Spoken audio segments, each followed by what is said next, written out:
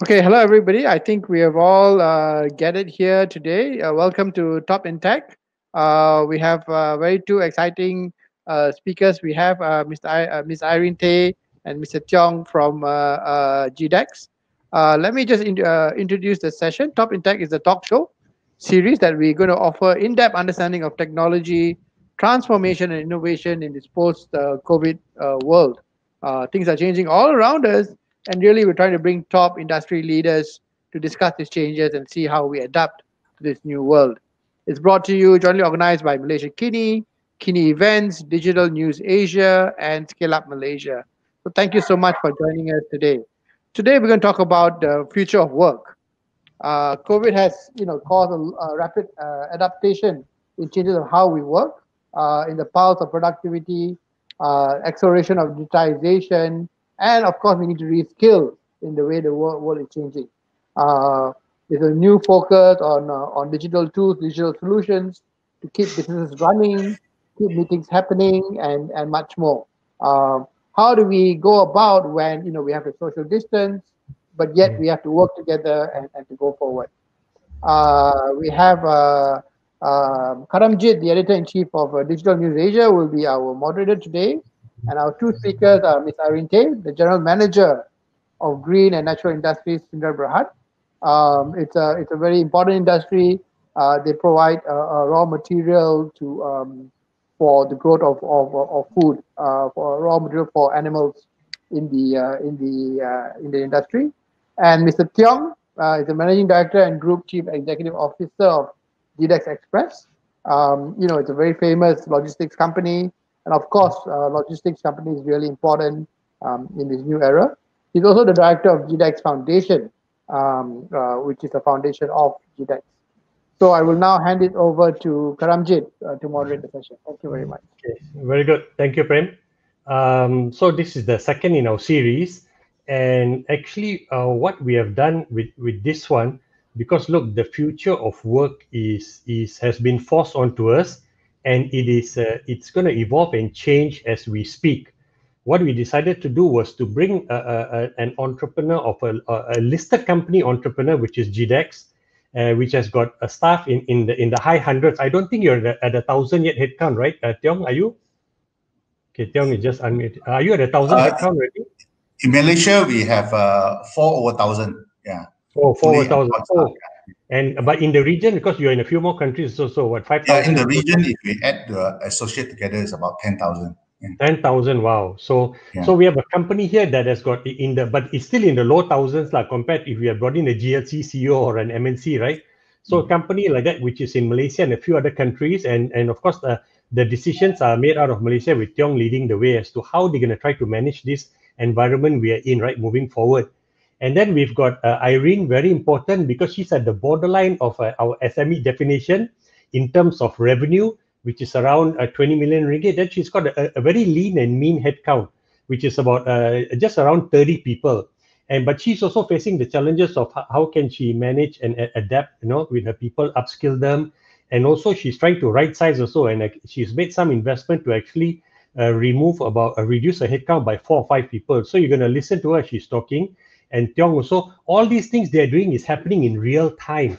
And actually, both Teong and Irene want to learn from all of you out there also, okay? So if you got your questions, keep them coming, and we may not all have the answers, but the idea is at the end of this 1 hour, hopefully we all come out there with quite a bit more than what we knew coming into this session, yeah? And there's just so much stuff out there because the whole world is facing this in real time at the same time. I think what we're going to do is we're going to share with you a working paper or suggestion that was created by a group of people out of Harvard University, and they published it on April 1st lah. But it's no joke, yeah, because the Harvard people I think have got no sense of humor lah. Although it came out April 1st, and they're actually talking about how putting America back to work. So it's their suggestions on how America can go back to work. So you can have a look through at it. It's quite interesting and pick up some ideas also. And now what we're going to hear real time is from both Teong and Irene, and of course. As you know, being gentlemen, we will have Irene go first and just share quickly about her oleochemicals and fertilizer company, and then talk about the challenges you are facing now, Irene. Good afternoon, everyone. We actually started in 1994 in oleochemicals. And then it evolved because to be able to produce the current animal feed ingredient, the background in oleochemicals is very important. So we were established in 1994 in trading of oleochemicals. Then we get into fertilizers, and 2012 we started manufacturing animal feed ingredient. Yeah, so everyone has to eat the livestock, so the livestock has to eat something. So that's where we come in. Yeah. All right. And you're working to make sure the livestock is well fed and not with those steroid injections or all those nasty chemicals, right? That end up in our bodies then. Correct. So yeah, because we make sure we also have additives, also made from natural, is to replace antibiotics in animal.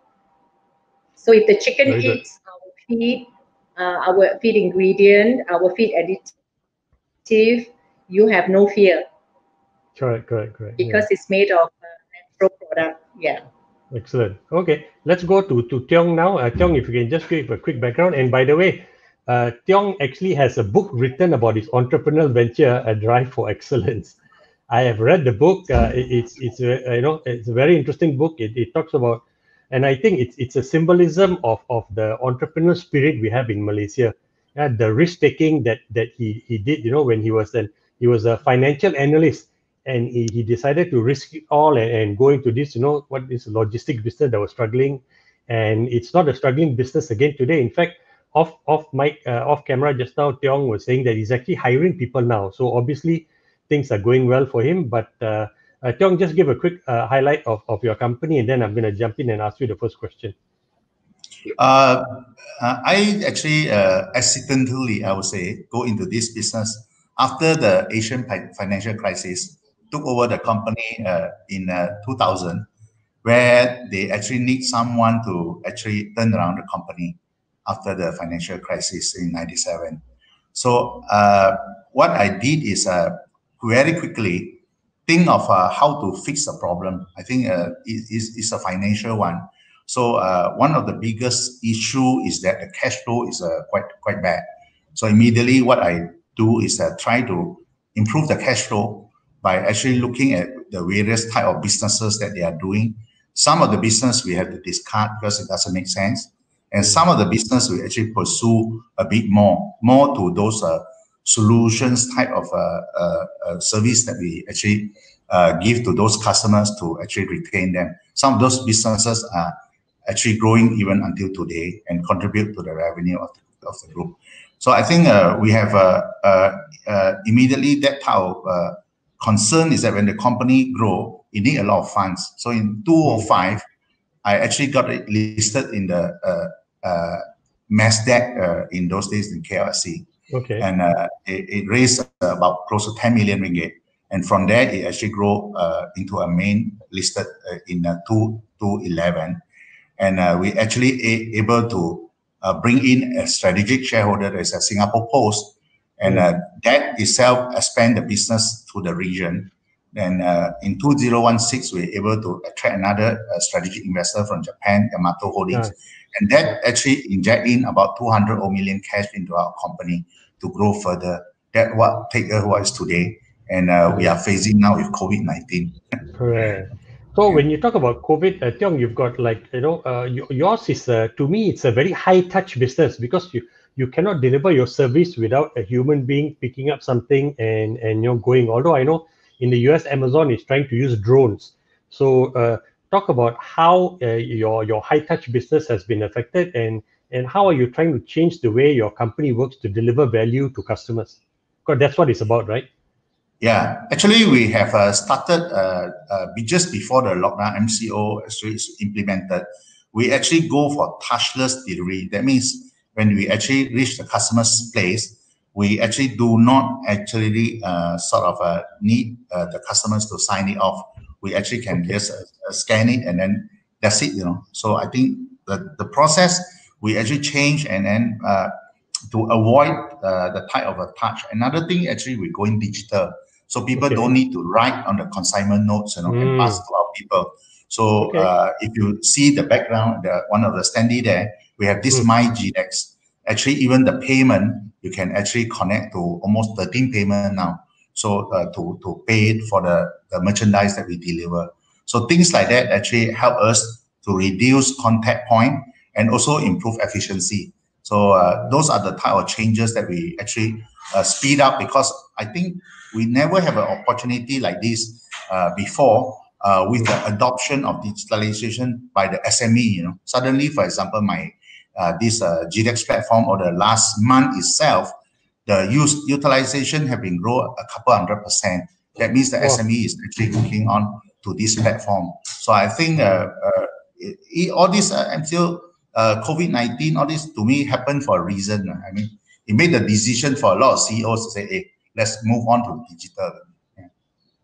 Wow, interesting. So you said you actually, if I got you right, you actually started this process even before middle of March, right?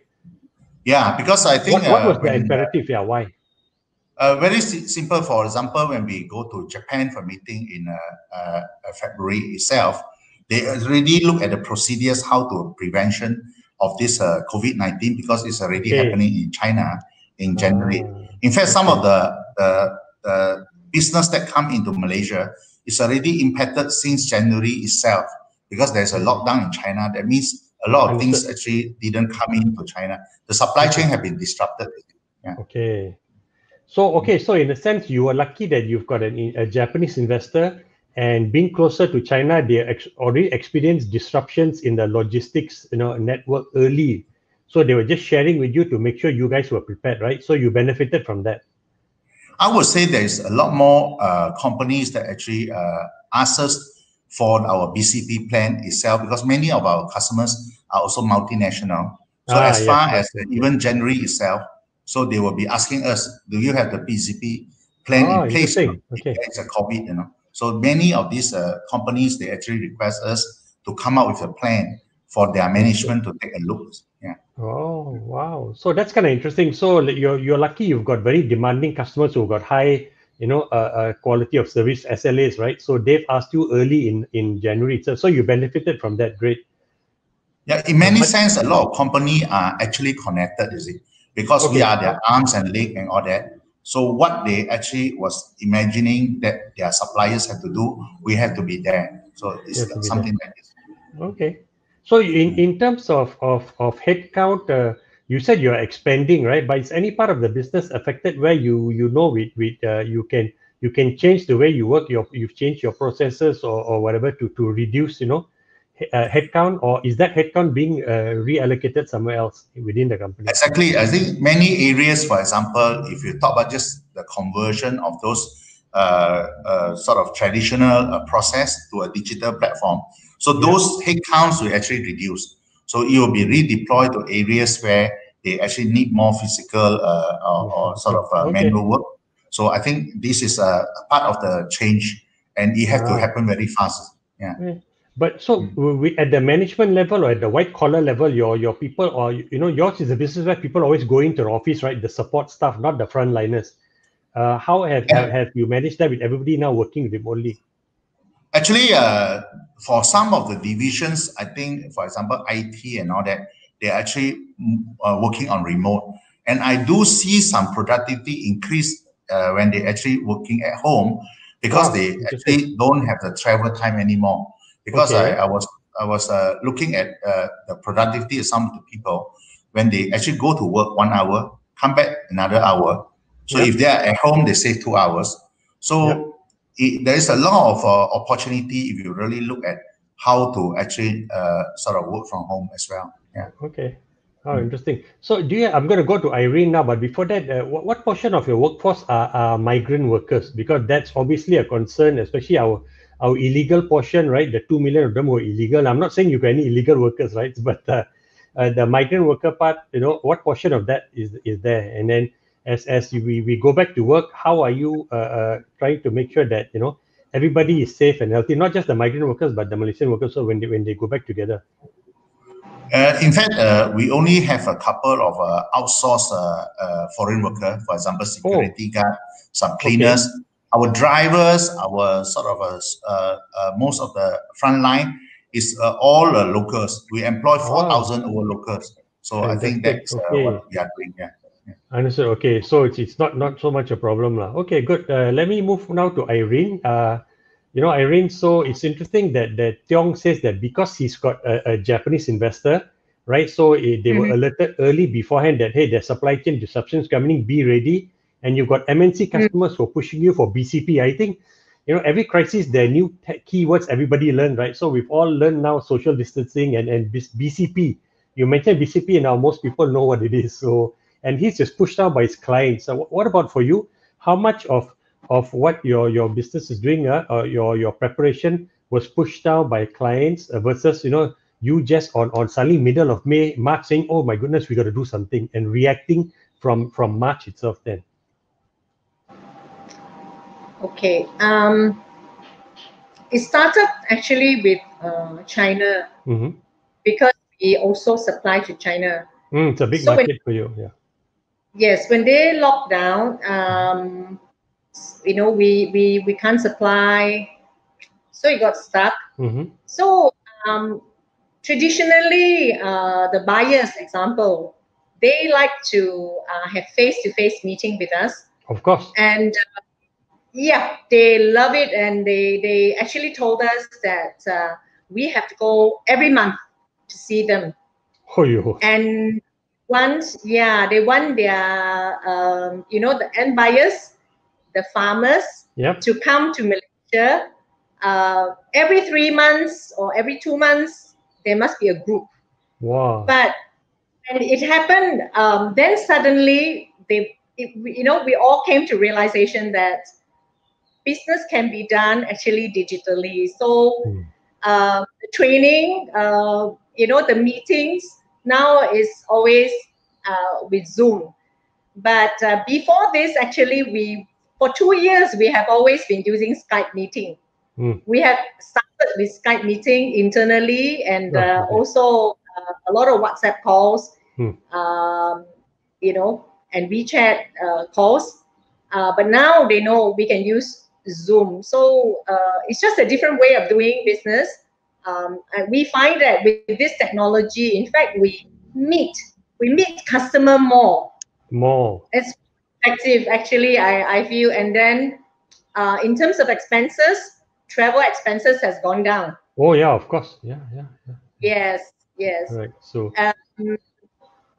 But I guess the emotional, you lose out on that emotional contact, because right now you're dealing with existing customers. It'll be interesting to see your experience with new customers that you're trying to onboard now, right? Whether you can build that same camaraderie or rapport. Have you got any new customers yet, or it's too early yet, and you can't share experiences of how you try to build a connection with them? Because a lot of it is also the soft side, right? Besides the business portion. Yeah. We still approach at this time, because we know that with a crisis like that, you have to continue to look for new customers, because we can't be sure whether our existing customers are going to continue to do well. So building customer base is a continual thing. With Zoom, yes, we still contact them, and they understand. New customers in the we have demanded that they want to see us physically, but now everybody understands. It's okay to call, it's okay to Zoom. So we're working on it. No, there's really no difference. Even that's great. I think you're right. Again, we benefit because everybody knows the whole world is going through this, right? This is an incredible disruption. We're all facing it at the same time. So everybody is much more understanding. You're right, and nobody in their right mind is going to say, I'm going to give you R1 million worth of business. I still want to see you. So once your MCO lifted, fly over to China. I don't think anybody's going to say that. So that helps a lot. And you're right, reduces the cost of business, and hopefully with that, you channel savings. You can do other things to grow the business. Now the question about your headcount. I know you've got like I think under 25 headcount in total, right, Irene? Oh no, we have a total headcount down. In the factory itself, we have 50% Malaysian and 50% foreigners. So what we wanted to do is, in fact, our machinery, our automation. I went to the factory this morning. Okay. It's going to be able to trial next week. So with that, we are going to reduce the contract foreign workers down to our final is now 26. We want to cut down to 17 in total, inclusive Malaysian and foreigner added together. So so having contract is easier to let to go. terminate. It's more flexible, the arrangement. Yeah. Okay. So this equipment you're talking about, what you've added some an automation component to your manufacturing. Is it that you relies less on number of people, correct? Yeah, actually, 3 years ago, in fact, maybe even 4 years ago, we thought about automation already. But being SME, financially, it is not easy. It's a challenge to put aside money for automation. Okay. Then then it's 1 year passed, 2 years passed, 3 years passed. Finally, last year we said we have to put the order in. And and we also need to speak to the bank. So so there is a bit of assistance from bank. Then we can put in the automation, because that we can reduce by 30%. And then later on, when we are more when we get onto it, we want to put even more auto. Then we can cut down again. Because there's less mistake for manufacturing. If it's automation, there's less people mistakes. Because quality is very important. Totally.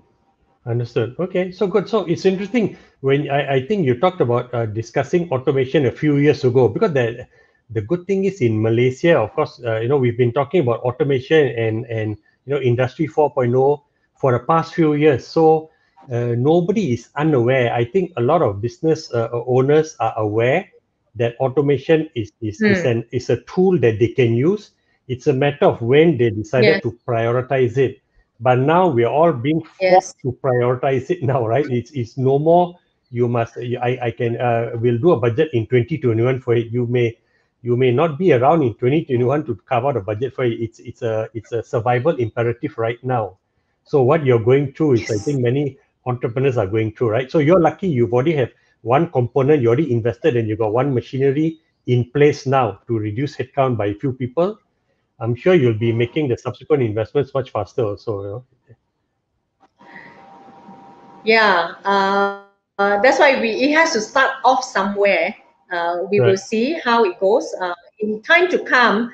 Because if you talk about, let's say, COVID-19, machine can't fall sick in that way. It cannot be affected by virus unless it's the software type.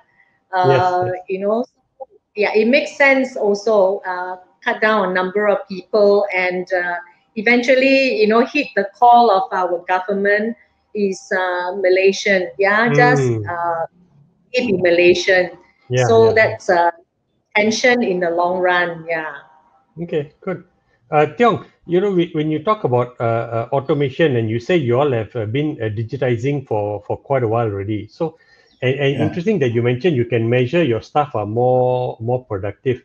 Now that you are kind of managing your company from the phone or from your dashboard, what are some of the tools you've used to help you have visibility of what's going on in the business, and to say that this area is lagging, or what can we do? I think having able to basically monitor your activities in the entire company, you actually have a first-hand information of how to actually solve a problem. Let's say you have a bottleneck. So whether it's at the hub, at a warehouse. So if you did not know the numbers real time, you wouldn't know how to solve the problem. For example, let's say tonight when the shipment came into our hub, the minute our sort of drivers pick up the items, it will be scanned in, and we know, okay, there is a 5,000, let's say, going to come in from Johor, another 3,000-4,000 coming in from Penang. So we will know whether we got enough headcounts in the hub to actually process this shipment when it come to the KL. So let's say if not enough, we better in the next few hours try to get in additional temporary workers or all that to make sure that it won't get stuck or things like that. So I think having this information is very, very key. So we have been changing all these processes to actually be more on the real time over the last few years. And basically it's a change of the whole ERP. And so we also built out another alternate platform, for example, my GDEX. From that is all digital. You don't even need, for example, a billing department, invoicing department, because it's all auto in there. In fact, the payment is also auto because we have many payment sort of gateway there through many other. Yes, so the customers can select to pay through any channels, and from there they will deduct how much credit they have. So it's all auto connect. So imagine how many headcounts they are saving. So in terms of the business wise, another area will be like the HR. So you have a good software. So even though you have 4,000 over people, all you need is a couple of person in the HR department. So I think these are the changes that we're going to adopt when the people actually the number of people can grow, but further certain functions actually can reduce in headcount.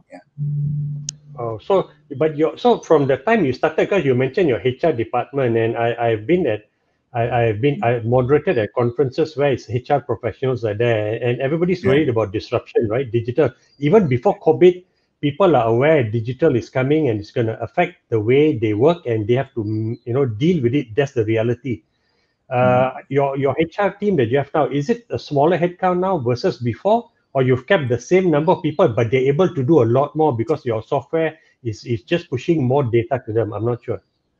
Actually, when we have about 1,000 over staff, our HR team is the same as today. Today we have 4,000 over staff. Wow. So what we actually want to do is to give more type of functions to be automated. For example, appraisal. Can you imagine if you need to appraise 4,000 or 5,000 people? Wow. Yeah, man. So because a lot of the activities, the behavior of the workers, the drivers is already there. You scan in the pickup, how many successful delivery, it's already all there. So it's a real-time appraisal if you really look at the data. So I think from this data, if you can sort of convert it to an appraisal system, so basically you have a touch button to appraise all the staff, for example. So your HR function will be much lesser, and also it actually do not actually waste a lot of time. For example, some of the supervisors, they got to appraise their staff and things like that. Yeah. So all this is actually can be done at the sort of at the AI, or the system can actually do it. So it's being done. Yeah, interesting. I think the fact that you've increased headcount, from 1,000 to 4,000, but you've got the same headcount at the back end, right, supporting this. That's quite amazing. And it gives, in a sense, it gives you a sense of the power of technology, the power of digital, right? Yeah. And your staff your HR team can probably do the job as well. They're not shouting at you, say we need to double our headcount or whatever. Yeah, just give you a sort of some thoughts to think about. Let's say, for example, 20 years ago, our drivers, the cost about 400 ringgit. Today, our drivers will cost about 3,000-4,000 ringgit if they're actually depend on the incentive, depend on how much job they do. Yeah. Because we pay incentive, the more they do, the more they will get, or things like that. So imagine the merchandise items that we send out today, the price actually came down. For example, those days you send a 500 gram item to actually Penang or so. 20 years ago, it may cost you 20 ringgit. Today, the same item may cost you about 6 ringgit. So things like that, your price actually came down 3 times. Your actually the wages actually goes up 5 times, and your price of service can actually come down. So it actually shows you actually how much sort of efficiency have plowed in actually over the last 20 years, and also the economy of scale also helped in a way. Yeah. Incredible. Wow, that's an incredible. It looks like your business suffers from price erosion, just like the telcos, right? They always end up. If you look at the Maxis also, their recent thing, they always your people demand the service more, but what you can price at because of competition, not that you want to, forces pricing down. But your efficiency comes from adopting technology. That's interesting. I think we've got a question there, but I'm going to just quickly go to Irene and ask whether in your business, Irene, are you facing this price erosion also, or you are in a lucky place where you don't have price erosion because you're high value add component, not many competitors? There are competitors.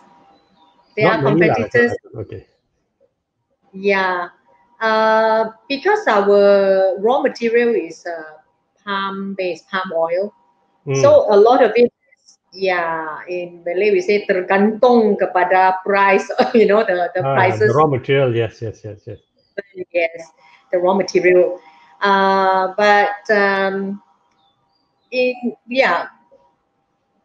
Price-wise, we have to move according to the palm oil movement in terms of price. Okay.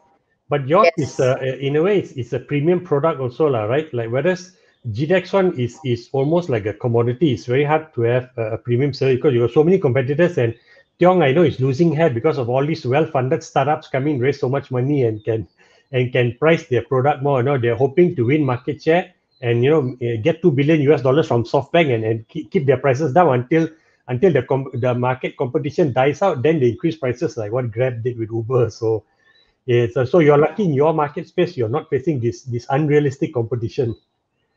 I understand. Okay, but Teong mentioned an interesting thing. Sorry, go ahead. Sorry, there are throat cutters. Yes, there are still throat cutters out there. But what is needed in our industry is we have the type of products that is a bit more common, and then we have this range which is more high tech. We are also moving into more high tech where they need our knowledge, and they would talk to our R&D team. They will talk because it's animal feed related. So we need to understand about the guts of the animal and things like that. So there is this type of the intangible, the service that has to be given. It's a high knowledge, high knowledge value. Yeah, this is the knowledge. It's a knowledge business when it's the one that can demand a little bit higher. So yours is knowledge. Teong's one is speed, efficiency. People don't use a courier company for the knowledge they're going to add. So which is kind of interesting. But so one question to you now, Irene, which lies at the crux of our thing, right? The future of work. Has work for your company changed very much now with MCO, or now us entering a post-COVID world? Has it changed very much, or will it change very much from what it was before March 18? In terms of factory, the factory side, manufacturing is manufacturing. The automation is the one that will bring the major change. Okay. The processes also, in terms of stock and all that, we are also using programs to tie that in so that we will know, what is left in the tank, what is used. That part is the manufacturing side. But in terms of our headquarters, of the administration, the shipping, the logistics, accounts. Okay. People work from home. Only a skeletal team comes in. Okay. For shipping documents. Yeah, but I find that there is not much of a difference from them being here for 8 hours, because I think people feel the sense of urgency to get things done. That's their duty to get it done. They can, do it in 3 hours here, and then when they get home, they'll be checking the phone, their laptop. In fact, our entire marketing team is working from home. Yeah. Okay. So in future, we have no doubt that we have to allow this sort of arrangement if we are requested. Timeshare, like timeshare within the team, things like that. I think these are things that has been practiced in the US for a long time, even in Australia. So it is only how we measure the productivity. If productivity and efficiency is the same, then there's no difference. Unless there is security information. Yeah, that will be a different case. Yeah. Okay, interesting. So what I'm hearing from you is that there's been very little negative impact to the way your company is working now, or has been forced to work now, right? Which will become the de facto way of working moving forward also, right? Yeah, there is little bit, not that much of an interruption. It's just that the first week and second week it was harder. Then now phase 2, phase 3 now is a phase 4. It's kind of like we are getting into that. Getting into the new rhythm lah. Yes. Okay. Yeah. All right. Workable. Yeah. Okay. Workable. Yeah. Good. No. So Teong, what about you? My question was the way GDEX worked before, before we went into this COVID world versus now. Is there a big difference? Will the GDEX of after or even now, right, be the normal GDEX anymore? You won't go back to the old way where everybody can come into the office together and the way it was. That is gone, you think, or that's gone only for a year or two?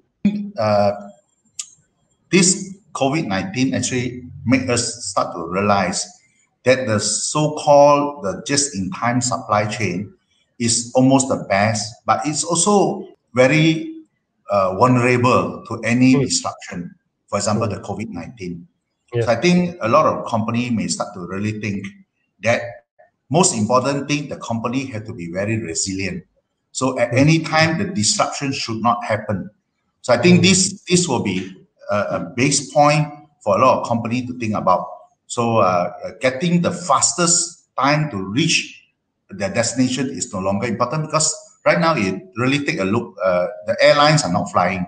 For example, the airline to East Malaysia, to Kuching, to Cebu, to Miri is actually not flying for the last 1 month. So, wow.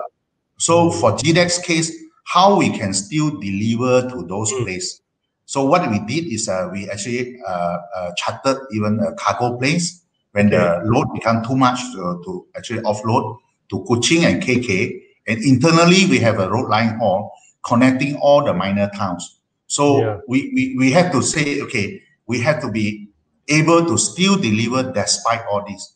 So I think resilient is the key point now for a lot of companies to think about how to still get it done if there is an issue, if there is a problem. For example, many of the process that we really look at the COVID, now those days we have a big hall, so we get everybody to work. That is very efficient. But that is very dangerous, What if one person get infected, your whole company shut down? So we actually, during that time, divide the headquarters even into 3 portions. So part A, part B, part C. So we isolate the entrance even. So if I have 1 part down, at least 2 parts still working.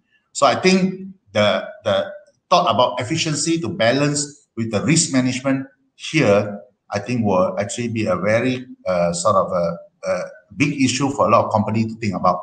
Because if you are good, but you may be the casualty, is it? So I think these are some of the thoughts that we have come across. And because of that, I think a lot of the things that we do will be very different going forward. It will be a new normal way of doing things. Have to be resilient, have to be practical, have to be not stopping. Yeah. Not stopping. So when you say, I just want to keep you there, because you said a lot of the things you'll be doing will be different. Can you give the listeners a glimpse of this? What area you think will be very different from now? Because I also heard you say earlier that sometime when you got a shipment coming in and it's coming into the HQ for sorting, you already know what headcount you have. You may need to immediately add a few people within a few hours, right? So it sounds like you're bringing people physically together because they have to do some manual sorting or whatever also. So how do you do the required distancing and the temperature check and COVID testing? Are you going to give your staff COVID testing and whatnot? So I think for the hub area, we have to go for more automation, like what Irene is talking about. So I think that will actually reduce headcounts and also improve efficiency as well. So also the risk of all this pandemic if it happen again. So I think going forward, the change that will bring about is anything you talk about, the company will not stop. I think that is the main point. And then I think the digitization is another good area. For example, the traditional way of doing things, people actually type into the airway bill, so it's not real time. Whereas those portals or those digital platforms that we have built, when people already key in, our drivers do not need to actually reach there. We already know this parcel is going to where, So that information can come in way faster. Yeah, we can actually predict, before our drivers reach there. How many volumes are coming in and things like that. Oh, okay. So, but you are in terms of being digital. Is there anything you're doing now, guys? We got to be ready, or the components are in place. You got to just sharpen them and make the digital processes better. Or are you saying we still need the vendor to come and do some backend first and launch this new, functionality or whatever? The concept that we are doing is actually get it very easy for customers to actually sort of log into us. You just have to log into MyGDEX. You actually sign up an account and then you can trade. So it's sort of make it very user friendly and easy to use. I think that is the main key point. Yeah.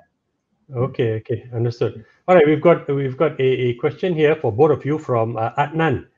And he's saying that, look, the future of work is automation, Industry 4.0, right? Everything, or as much as possible, being digitized. So what about human resource? I think he's talking about talent. Is it going to get less? So do you think, you're going to be able to do more with less people? Teong, and then same question for you, Irene. And I think Irene already kind of answered it, but just zooming in on this specific question, do you think you're going to be using less? A year from now, if we had the same conference again, are you going to say that I'm down to 3,005 actually, right? But we're doing higher volume business. Actually, in terms of the headcounts, it really depends on how we actually restructure the company. For example, if we actually take them in as our employment, that will add to our headcounts. But if we, let's say, sort of outsource it in the form of, let's say, sort of a crowdsource, So this person is like their own boss doing just the last mile delivery or pickup. So it actually will pay them per shipment. So this won't be in our headcount. So if you really look into that, then I think the headcount can drop very, very drastically. But my point is that whether it's the subcontract or it's your staff, it's still your headcount in that sense. It's all hooked onto your ecosystem. Yeah. Interesting. So I was watching a video clip yesterday, and this business analyst from India, and he's saying that we are now entering the age of forced entrepreneurship. He says, so you're forced to be an entrepreneur to take care of yourself and to make sure that you've got predictable income. You got to do that. So, of course, the sexy word is the Uberization of everything, but he's using the term forced entrepreneurship. So where somebody can register themselves on your platform, right? And tell you that, okay, these are my qualifications, and your team, of course, will vet them and say, okay, you've got the right vehicle or motorbike, or your health is fine. Whenever there's work that we need someone, we'll put it up on the website that whoever goes up and locks it first, then you're committed, then you got SLAs with you, right? So you're talking about something like that, where it's a fixed portion and the freelance portion. Am I right, Teong? Yeah, actually, we already even have in terms of the depots, we have this concept called POPs, actually point of presence, where the entrepreneurs can be actually a convenience store or a shopkeeper. Actually, they represent us. So what they do is that they actually can collect the shipment at their destination, and then we will actually pay them by pieces or by volume or by the sales as well. So I think this portion is already something like we have 300 stands for 1 year. So I think in no time will be 1,000 or things like that. So I think that model is working very fast, and it's all digitized. It's actually that's a way to go. Yeah, I think like what you say is that the couriers, the drivers, eventually can also go that way. But the thing is that in that sense, then you will become a platform company, a technology company. So I think that will be the eventual sort of direction. It's going to happen that way. Interesting. So very interesting, Adnan. So Teong is saying that at some point he may bring a logistic company. It could be a platform company or technology company. Fascinating. Irene, for you, what about Adnan's question? His concern, or his question about will you be employing less people to do what you're doing, although your business is growing? I think for us is we won't be employing less, but we probably remain around the same in terms of our administrative team. Okay. We encourage our people to be more digitally aware, and also be open and be willing to learn technology. Because we are getting our entire system linked up, so that we become very efficient. So like it used to be 2 or 3 different formats and rekeying, but now internally we have a systems person who is we started off from Excel, and then now we bought a system, not an SAP, because SMB cannot afford the SAP. So this is kind of like a homegrown, and then we adapt and customize for ourselves. So our people has to learn to update how our system grows. So if we don't catch up with technology, then we will lag behind. Doesn't mean that SME has to do things the traditional way. I don't think that can last. Yeah. No. Like Teong, correct. No, like Teong was saying, his SME business has suddenly shot through the roof, right? X5 times, and SMEs are obviously using his service now, to deliver their products or services to customers, where before they weren't. And I guess the process of selling it to them was probably done online. So we are already in that world, digital world now. Interesting. Yes. And then let me see. For you, Teong, when you so Irene mentioned they have a system, right? And of course they are using a homegrown system. You don't need SAP system. For a company of your size, and I think your revenue is about 100 million US a year, Teong, am I right? Or more than close to that, yeah. If we add in all the associates, it will be more, yeah. So then for you, of course, you need a more heavy-duty system, whether it's SAP or Oracle or some Microsoft system, right? You have. Or actually, it's still our own system, yeah. Oh, so really? So our concept is. You got the SME mindset when keep costs low and try to be flexible. No, the system we built actually for me, I'm an engineer. So when I took over, by the way, Irene is also an engineer, a process engineer, right, or manufacturing engineer, Yeah. Okay, so Teong, go ahead. Sorry. Yeah, I'm a process engineer too. Yeah. Oh, okay. Anyway, when I took over the company, the first thing I did is to build a sort of ERP for us. So I started to build a first module actually to control the traffic of the customers. So from there, I built another module, and it's a modular structure. All these modules integrate together, it become a main ERP. So if I want to upgrade one module, it's very easy. So I think that is the architecture of our system. Yeah. So it's interesting. Yeah, I think your process mind help you. You build something modular, not all encompassing, where it becomes very unwieldy to manage and to try to upgrade one, and then it affects everything else within the integrated module. You've done it on a module basis. Interesting. So it's like plug and play. Interesting. So you both benefited from being very engineering based people, but with process orientation in mind. Do business foresee see a form of moral or legal culpability, right, for any negligence in this area. And what are you doing to get this? So it's really about data breaches. Like somebody, obviously for you, Teong, you've got a much bigger consumer and corporate database, right? So I'll let you take this first, then Irene, you may answer this also and have something interesting for us to share. This data breaches, I think, a big public issue, not even top up for any company.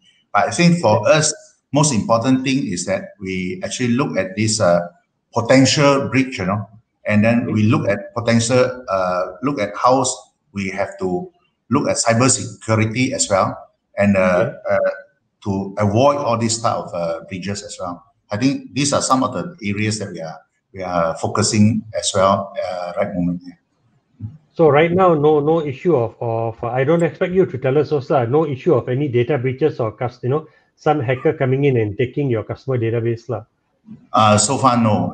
In fact, a lot of our customers, they got a very stringent thought of security measure. They actually came in to actually look at all our security, the systems that we have in place.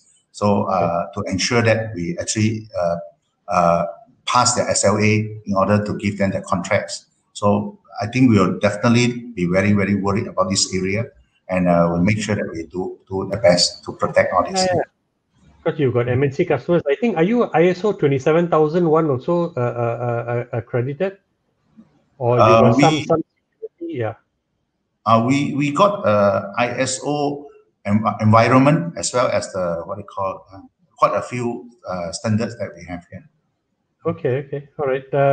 Irene, what about you in terms of this concern about data breaches, and what are you doing to make sure that the customer data you hold is secure? If compared to Teong, of course, the his customer base is very, very, very big. Right. We don't particularly have that issue. Yeah. So I can't really elaborate much on that. That's fine. I see Prem coming into the picture already. I think we're going to wrap up soon. But so what I find interesting, so in terms of the main question was about the future of work. It seems that both of you have surprising to me, have successfully adapted quite well to this new environment that we're in. And for Teong in particular, because yours is such a high-touch business, especially at the customer point, you're right. Because I think all of us, when a delivery guy comes, as soon as they give you the package, then they give you a pen and the clipboard, right? And you got to sign your name. And there are hundreds of people, if you are at 5 o'clock when they come to your house, I don't know, there are tens of people have held the pen. And if you're paranoid about it, you're worried, right? So now you're offering it where the customer doesn't have to sign anything physically. So that's the technology has always been there, but it's being adopted now. So and that's a good thing, I think, about when anyone is thinking about how they're going to work, moving forward. Don't worry about the technology not being there. The technology is all there. It's now for you to pick and choose what you want for your business. And if you don't know, there are companies already out there like Irene or like Teong and many others who have already been using it. You can ask for advice. Hey, what should I use, right? Which platform should I use? So nobody can say, wow, very difficult. I got to wait for somebody to invent something before I can adapt. And before Prem comes in also, I think there's one more question. But I also want to ask both of you all, in terms of the social distancing, when after the post MCO, are you going to be able to have less the full normal count of people coming into the office, or you're going to do staggered shifts and people have to come in differently? Because yesterday I was talking to the CEO of a BPO company, and he says that in November itself they started transitioning the business to make sure people could work from home. But his was not because of COVID. His intention was to offer his customers the flexibility to say that, look, my BCP is so good that my teams can work from home, and I may have a mother taking care of the family and all, or elderly parents, but in a day she can cover 3 hours for me, and I will be able to, and she'll be able to help do whatever you want for the 3 hours a day. And they've got systems to manage and mesh all this together, which is a bit of what Teong is talking about. So it's kind of interesting that people are adapting to that. But let me just quickly go to the last question from Angel, okay, which is talking about digitization for future of work. will companies consider retrenchment, reduce headcounts? Because the digitization will improve efficiency of work, right, to save costs. Will you consider, because you're going to be more efficient, are you going to consider then reducing headcount? And I think, Irene, you already actually answered that you are planning to through automation, but the headcount reduction is at the factory floor, right? Not in your back end white collar workers, right? Okay, so you can't hear her mic. You can turn on, both of you can turn on your mics now. So the Irene saying no, white collar wise no, but that means there's still a discrimination, and unfortunately this has brought to the reality the discrimination where if you have at least a diploma or a technical certificate and above, I think there's a higher chance that you will be a valuable employee to somebody. But if you're someone who's in the workforce with just blue collar skills, unfortunately you're going to be vulnerable. Correct, Teong?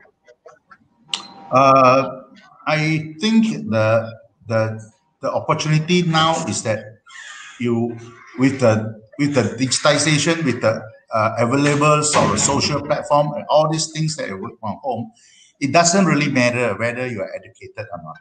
The most important thing, actually, you can carry out your job, and all those jobs that you are doing, actually the success of that will tell you how much you are worth. I think that is what it is.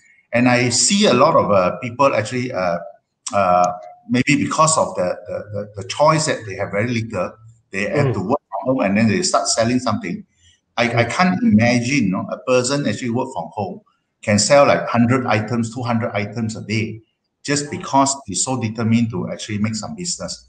He try on the social media, selling on Instagram, selling on Facebook. And what we do for our platform is that we actually provide integration to their Facebook and all that, so that it make their life easier. So they no need to copy the consignment, no air review again. It's all auto, it's within seconds, all these things are done. So I think this is what we are actually trying to actually work together with these entrepreneurs. And I think a lot of them, I don't know whether they're educated or not, but to me, the success is their business. That's what it is. Yeah. So very performance, very interesting. Look, Teong mentioned something so powerful. He's able to integrate his platform into your Facebook page, because if you're selling to Facebook and if an order is generated, it will go straight to him, so he knows to deliver it. That's amazing, man. That how easy now business has gone digital. Incredible. Very good.